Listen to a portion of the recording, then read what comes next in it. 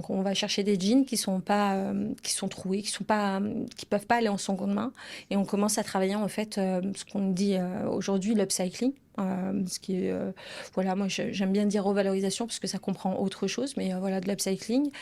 Et on fait des salons à l'usine du futur avec le CIF français et puis d'autres marques. Et on lance aussi la réparation. Et on a été identifié il y a 2 ans par Nike sur cette partie-là. Alors au départ, on trouve ça un peu bizarre parce que bon, bah, Nike, c'est plutôt international. On arrive, on se dit, bon, c'est plutôt un spam. Ouais. Et puis finalement, non, on comprend qu'ils veulent faire des choses localement, revaloriser leurs invendus, et on fait un test. Alors, c'est pas un test, puisque moi, j'avais demandé à que ce soit pas un POC.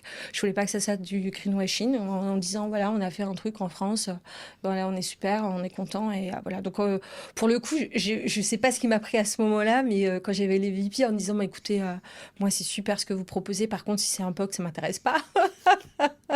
Bon, ouais, je suis pas.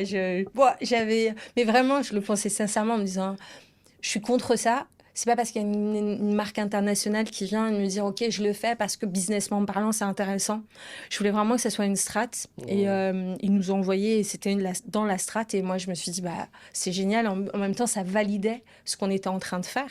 Que voilà, on nous donnait la possibilité techniquement, en validant ce que nous, on savait faire, quoi. On nous donnait un peu on nous donnait le modèle. Et puis derrière, on avait toute l'industrialisation, etc.